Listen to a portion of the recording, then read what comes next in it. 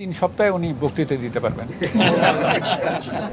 বাংলাদেশ জামায়াতে ইসলামীর আমির ডাক্তার শফিকুর রহমানের হার্টের অস্ত্রোপচার সফলভাবে সম্পন্ন হয়েছে। শনিবার রাজধানীর ইউনাইটেড হাসপাতালে হৃদরোগ বিশেষজ্ঞ ডাক্তার জাহাঙ্গীর কবিরের নেতৃত্বে এই বাইপাস সার্জারি হয়। ওনাকে 3টা বাইপাস করার কথা ছিল, আমরা মোট 4টা বাইপাস করছি, যেন ওনার কোনো দিকে কোনো সমস্যা না হয় ইনশাআল্লাহ। চিকিৎসক জানান, পূর্ব পরিকল্পনায় 3টি ব্লকের বাইপাস করার কথা থাকলেও সার্বিক বিবেচনায় 4টি বাইপাস করা হয়েছে, যাতে ভবিষ্যতে কোনো জটিলতা দেখা না দেয়। বর্তমানে তিনি আইসিইউতে আছেন এবং অন্তত 2 দিন সেখানে পর্যবেক্ষণে রাখা হবে। সবকিছু ঠিক থাকলে 7 দিন পর তিনি বাসায় ফিরতে পারবেন।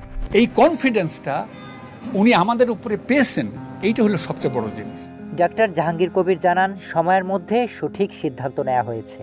এটি দেশের চিকিৎসা ব্যবস্থার জন্য একটি অনুপ্রেরণামূলক দৃষ্টান্ত।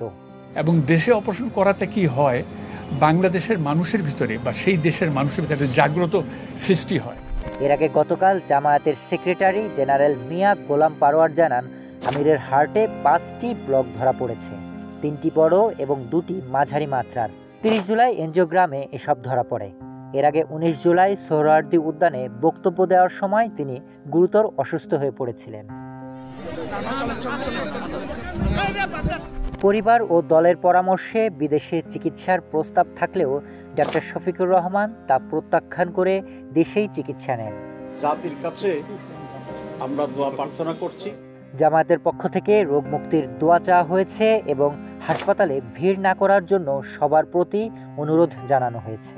অপারেশন পরপরই খুবই কষ্ট হয়, আচ্ছা আল্লাহ যেন সেই কষ্টটাকে লাঘব করে দেন, সবার কাছে দোয়া চাই।